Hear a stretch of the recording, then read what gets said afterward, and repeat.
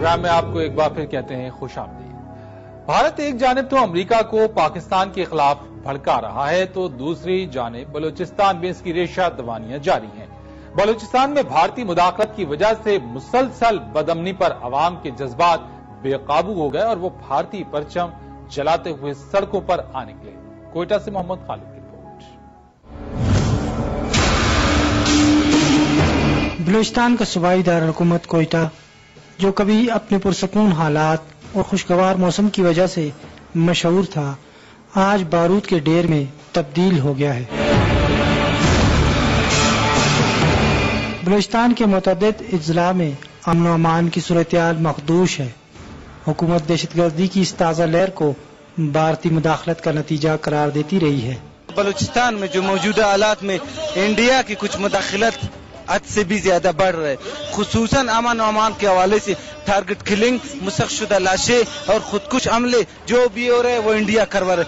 लेकिन बलूचिस्तान की तारीख में पहली मरतबा अवामी कुव्वत रखने वाली एक जमात बलूचिस्तान मुत्तहिदा माज ने इस मामले को संजीदगी से उठाया है। इंडिया पर जो है पूरा दुनिया दबाव डाले कि अपना मुदाखलत बंद करे और अफगानिस्तान में जो जितने भी इनके जो सिफारत खाने हैं उनको जो है खत्म कर दे।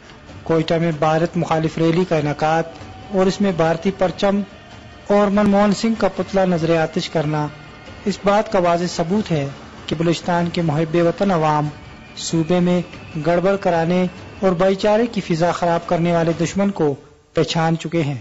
अमन बराबरी के साथ के लिए मोहम्मद खालिद, आज न्यूज कोयटा। अब व्यूअर्स, इसी मामले पर हम बात करेंगे बलूचिस्तान मुत्तहिदा महाज के चेयरमैन नवाबजादा सिराज रईसानी से, जो हमारे साथ मौजूद हैं। नवाबजादा सिराज रईसानी साहब, ये फरमाइएगा कि बलूचिस्तान में भारतीय मुदाखलत के खिलाफ मुत्तहिदा महाज की रैली के पीछे क्या जज्बात कार फरमाते हैं? सबसे पहले तो मैं आपका बेहद मशकूर हूँ। जो सवाल जो आपने मुझसे किया, काश ये सवाल आप हमारे उन लोगों से करते जो पार्लियामेंट्स में बैठे हुए हैं, जो सेनेट में है, नेशनल असेंबली में और सूबाई असेंबली में। ये तो सारे दुनिया को पता है हिंदुस्तान हमारे इस सूबे में क्या कर रहा है और इसके शवाहिद भी मौजूद हैं। और मेरे ख्याल में कोई भी ऐसा शख्स पाकिस्तान में नहीं है जिसको नहीं पता कि हम तो पहले ये समझते थे कि जो हमारे नाराज भाई हैं ये सब कुछ के पीछे उनका हाथ है, लेकिन अभी कुछ ऐसे शवाहिद मिले हैं कि उसमें बाकायदा इदारी लिखे गए हैं और एविडेंस मौजूद है कि रॉ के एजेंट बलूचिस्तान में जो भी कर रहे हैं, जो मेरे ऊपर हमला हुआ है, तो उसमें सरासर हिंदुस्तान और हिंदुस्तानी जो रॉ के एजेंट है वो मुलविस हैं।